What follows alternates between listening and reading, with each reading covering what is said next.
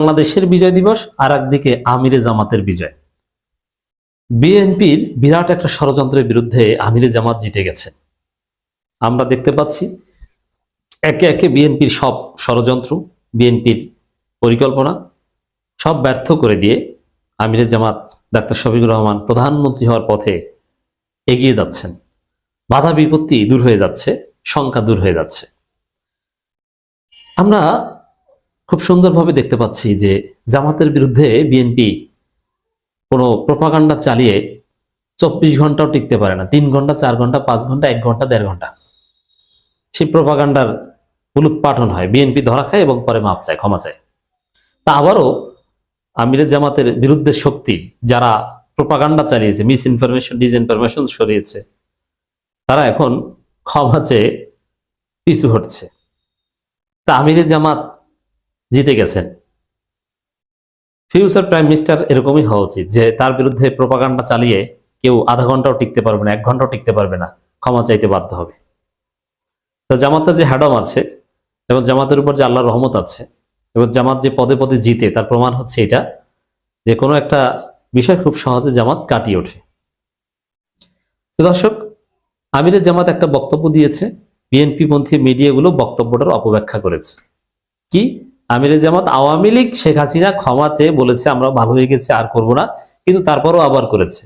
এই সংক্রান্ত একটা বক্তব্য এটা জামাতের নামে চালিয়ে দিয়েছে, বক্তব্য কাট করে। এর মানে বক্তব্যের খণ্ডিত অংশ দিয়ে অপপ্রচার করছে বিএনপি এবং বিএনপি পন্থী ছাত্রী। দেখেন, বিএনপির সবচাইতে মেধাবী এবং সবচাইতে উঁচু পর্যায়ের একদম টপ রেটেড বুদ্ধিজীবী যাকে বলা হয়, অ্যাক্টিভিস্ট যাকে বলা হয়, ফাহাম আব্দুল সালাম। কথার মধ্যে ভাব আছে যদিও, যে কথা বলে ওটা সাপ্রিমার কালায়, কথাই তো বলতে পারে না। কথা বলে একটা স্টাইল আছে, ও আ, হঠাৎ করে থেমে যায়। মানে যে কথা বলা যায় 1 মিনিট, ওটা বলতে লাগায় 5 মিনিট। যাই হোক, বিএনপির লোকজন এই লোককে এই ডেসপিকেবল মাদারবোর্ড নাকি নানান ভাষায় বলে। আমার কাছে তার কিছু লেখা এবং কথা শুনে একদম এভারেজ সাপ্রি মনে হয়েছে। এই ফাহাম বলে যে আমিরে জামাত এটা বলেছে, মানে ওই যে গুজব, ওই রুহুল কবির রিজভী যেরকম গুজবের ফান্দে পড়েছেন, এই ফাহাম আব্দুল সালামের মতো কথিত স্মার্ট লোকজনও গুজবের ফান্দে পড়েছে। তারপরে কিছুক্ষণ পর আবার যে পিনাকি ভট্টাচার্যরা মুখ টুক করেছেন, পিনাকি ভট্টাচার্য লিখেছেন জামাই কোটার বুদ্ধিজীবী, ডিজিটাল লিটারেসি।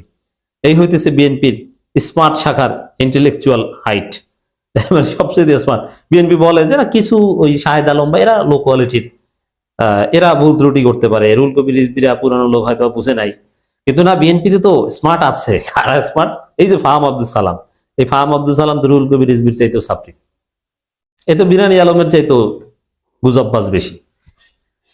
তো কোথাকার কি হাবিজাবি পত্রিকা, বিএনপির দালাল পত্রিকা, এরা আমিরে জামাতের বক্তব্য বিকৃত করেছে, ওইটা শেয়ার করে লিখে দিয়েছেন ফাহাম আব্দুল সালাম। পরে যখন সবাই মিলে ধরলো যে ডিসেন্ট এটার নারী নক্ষত্র বের করলো, তারপরে এখন দুঃখ প্রকাশ, ভুল সংশোধন, এই ভুল, ওটা স্যাটার স্টাইলে বা যেভাবে হোক ভুল সংশোধনের একটা বার্তা দিয়েছে।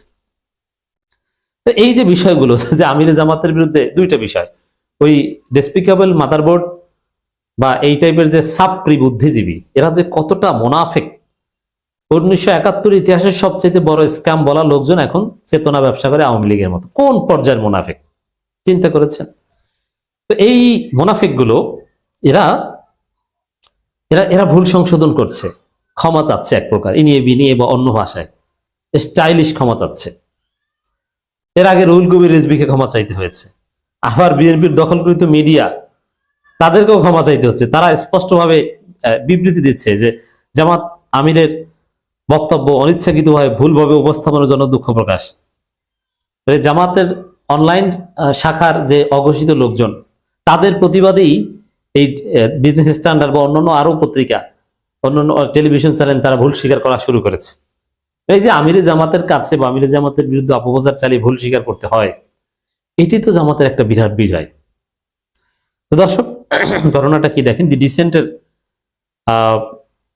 বিশ্লেষণটা বা ডিসেন্টের অনুসন্ধান, ইনভেস্টিগেশনটা একটু আপনাদেরকে শুনাই, তাহলে বুঝবেন যে বিএনপি কি করতে গিয়েছিল আর কোন জায়গায় ধরাটা পড়েছে। জামাত আমিরের বক্তব্য বিকৃত করে প্রকাশ মিডিয়ায়।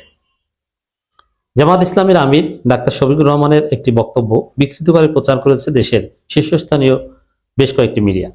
এর মধ্যে রয়েছে bdnews24.com, the business standard, DBC television এবং দেশ টিভি।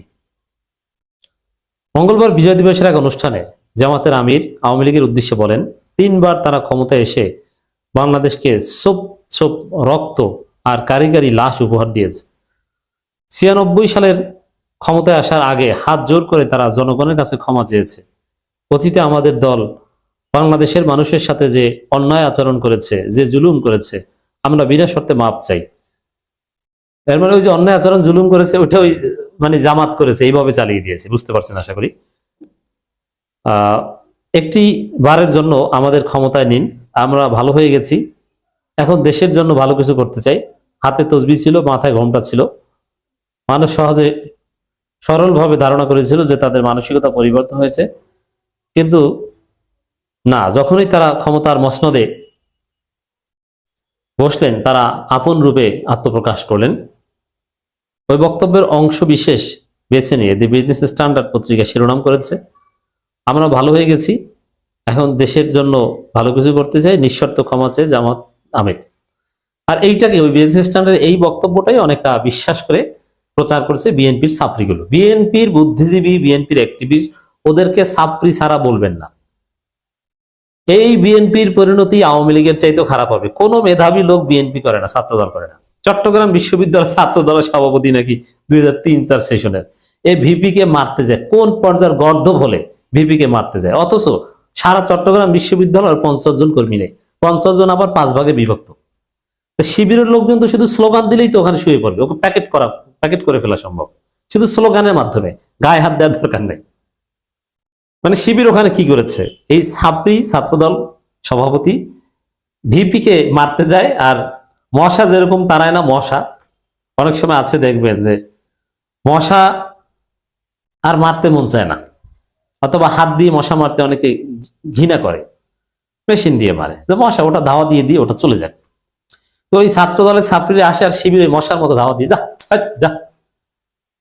আবার আপনি দেখবেন যে অনেক সময় একটু হাত দিয়ে এরকম সাউন্ড করে তারপর মশা তাড়ানো হয়। তো এরকম সাউন্ড করে যা যা যা যা যা এরকম সরিয়ে দিয়েছে। ওটার আর কি মারবো, চাইলে কিন্তু মশা যেরকম 2 হাতের মাঝখানে চাপ দিয়ে মেরে ফেলে, ওই ছাত্রী ছাত্রদল নেতাকে কিন্তু চাইলে শিবিরের লোকের চাপ দিয়ে একদম খেয়ে ফেলতে পারতো, কিন্তু কিছু করেনি, মশার মতো তাড়িয়ে দিয়েছে। মশা ওটার গুরুত্ব দেওয়ার কিছু নেই। অথবা মাছি, অনেককে মশা বা মাছি দুইটার একটা, মাছির সাথে তুলনা করে আরো ভালো হয়, কারণ মাছি মারা যায় না, মাছিকে তাড়িয়ে দেওয়া যায়। যা যা যা যা যা যা এগুলো বন বন বন বন করো কানের সামনে এসে। তো দর্শক, এই অবস্থা। তা আমিরে জামাতের বিরুদ্ধে এ ধরনের মিথ্যাচার করতে যে ধরা পড়ে এখন সবাই দুঃখ প্রকাশ করছে। তা আমিরে জামাতের বিজয় দিবসে আল্লাহ আমিরে জামাতকে সম্মানিত করছেন। একদিকে দেখেন না আমিরে জামাতের ছবি, আমিরে জামাতের ম্যারাথন, এগুলো নিয়ে গণমাধ্যমে আলোচনা।